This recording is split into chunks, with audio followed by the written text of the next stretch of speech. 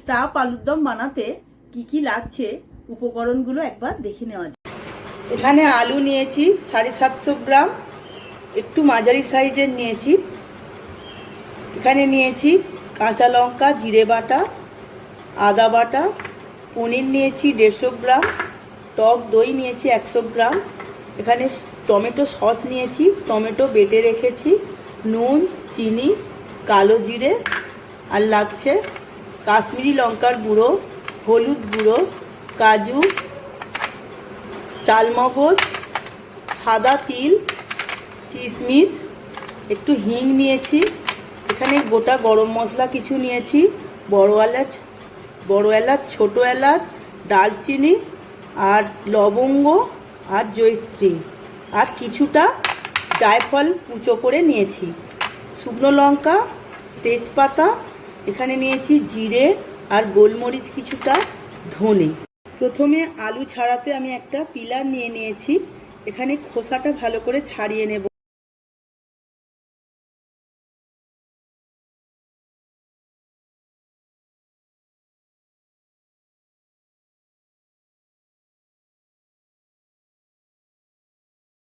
এইরকম পরিষ্কার করে খোসাটা ছাড়িয়ে নিতে হবে, আলুর একটু খোসা না লেগে।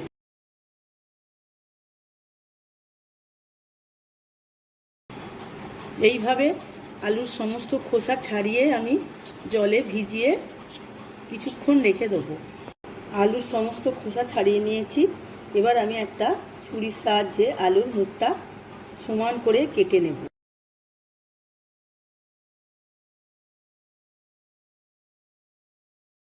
একটা পিলার নিয়ে নিয়েছি। এই পিলারের সাহায্যে আলুর ভেতর থেকে ভালো করে কুড়িয়ে নিয়ে পুরো আলুটা গর্ত করে নেব।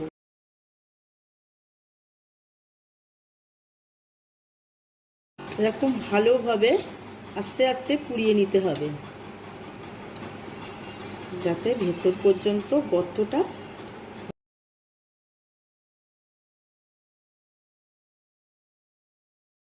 ফুটো না হয়ে যায়। এইভাবে সাবধানে একটু করতে হবে। এইভাবে সমস্ত আলু আমি কুড়িয়ে গর্ত করে নিচ্ছি একে একে। আমার আলুগুলো এইভাবে কুড়িয়ে গর্ত করা হয়ে গেছে। আমি তোমাদের যাদের পিলার নেই তাদের জন্য একটা আলু আমি চামচ দিয়ে করে দেখাচ্ছি।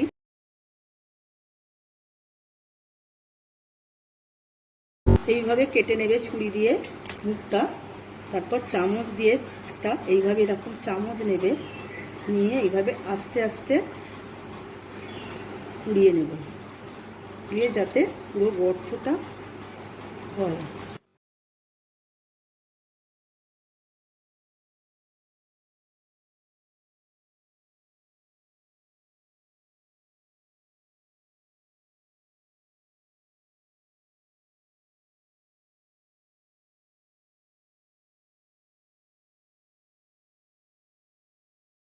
এইভাবে পুরো গর্ত করে নেবে।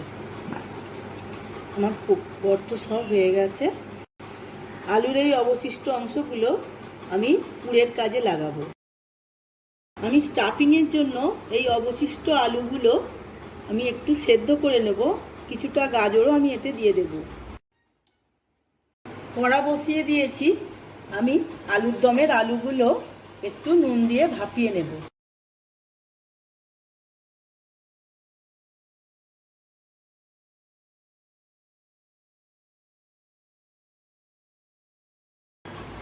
10 মিনিটের মতো আমি ভাপিয়ে নেব চাপা দিয়ে। আলুটা সেদ্ধ হয়ে গেছে। আমি এবার একটা একটা করে ভালো করে তুলে নেব।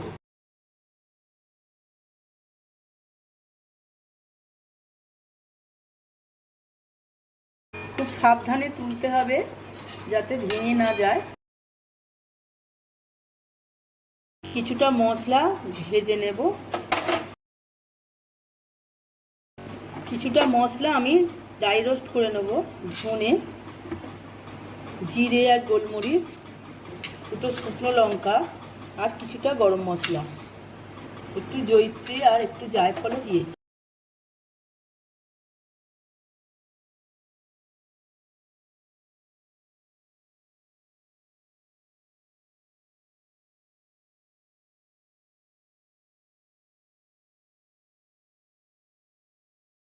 কাজু, চালমগজ আর সাদা তিল আমি একটু শুকনো খোলায় ভেজে নিয়ে এটাকে গুঁড়িয়ে নেব।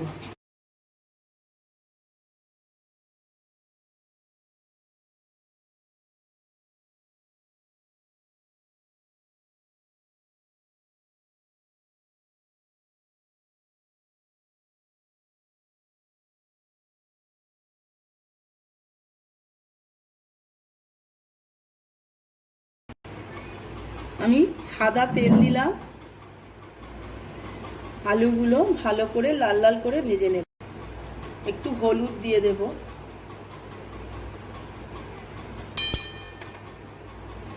ডুবো তেলে আলুগুলো লাল লাল করে আমি ভেজে নেব।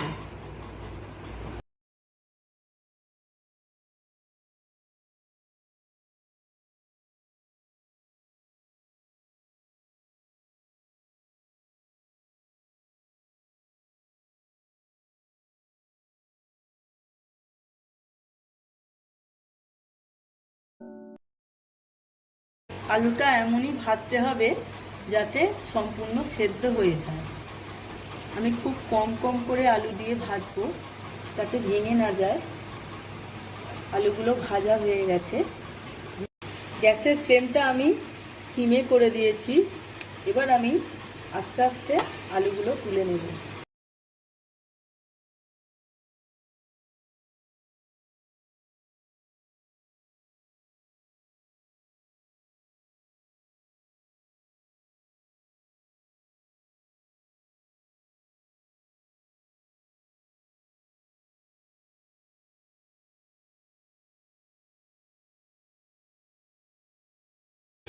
সব আলুগুলো আমার এইভাবে ভাজা হয়ে গেল।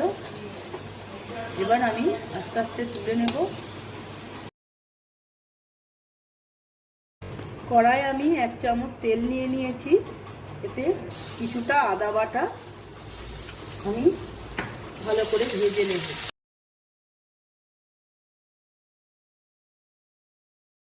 অল্প পরিমাণ কাঁচা লঙ্কা বাটা দিয়ে দেব, পরিমাণ মতো নুন দিয়ে দেব,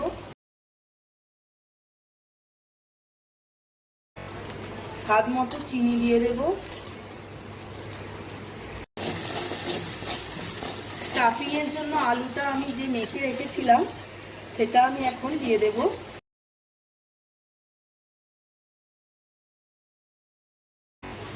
সেদ্ধ করে রাখা ম্যাশ করা আলুটা আমি দিয়ে দিলাম। আমি হাতে করে ম্যাশ করে দিয়ে দেবো। এইভাবে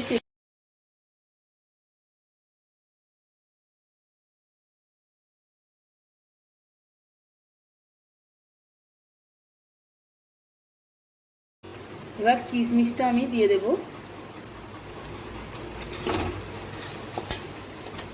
এবার যে ভাজা মশলাটা গুঁড়ো করে রেখেছি সেইটা কিছুটা আমি দিয়ে দেব। চিনিটা তোমরা যে যার যেমন খাবে দেবে। আমি একটু চিনিটা মিষ্টি মিষ্টি করবো। স্টাফিংটা আমি শুকনো করে নামিয়ে নেব।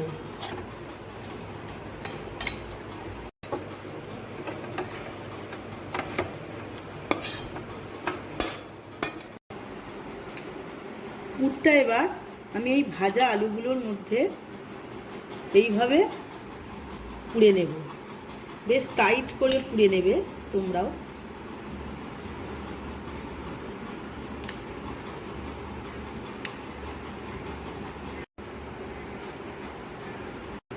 এইভাবে সমস্ত আলুতে একে একে পুরটা আমি ভরে নেব। এইভাবে আমার সমস্ত আলুতে পুর ভরা হয়ে গেছে। আমি এবার আলুর দমের গ্রেভিটা বানিয়ে নেব। কড়াই আমি তেল দিয়ে দিয়েছি, ফোড়ন দিয়ে দেব কিছুটা, দুটো তেজপাতা, কিছু গরম মশলা, অল্প একটু হিং,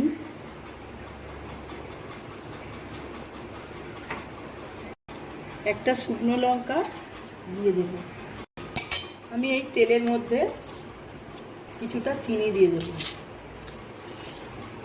যেহেতু স্টাফ আলুর দম একটু মিষ্টি মিষ্টি হবে।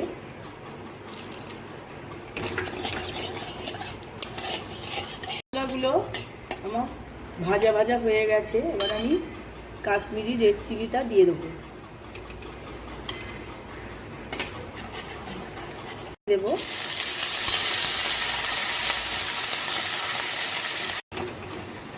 টমেটো বাটা দিয়ে দেবো।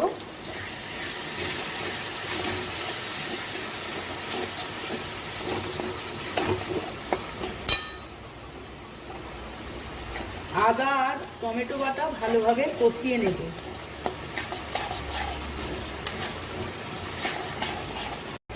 হলুদ গুঁড়ো,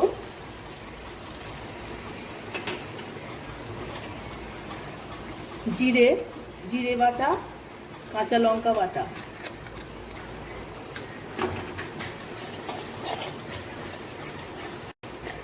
অল্প জল দিয়ে মশলাটা ভালোভাবে মিশিয়ে নেব।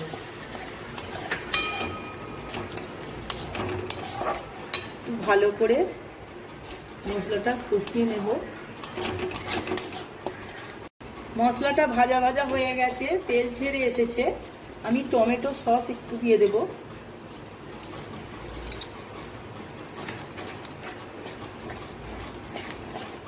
কাজু বাটাটাও দিয়ে দেব।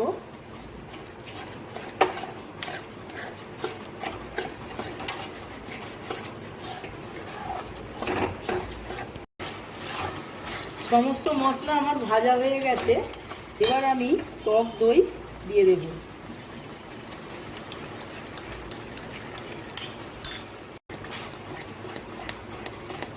টক দই দিয়ে আমি ভালোভাবে নাড়বো, কেটে যেতে পারে।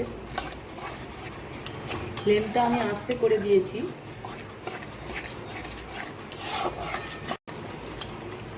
মশলাটা কষানো আমার হয়ে গেছে, তেল ছেড়ে এসেছে।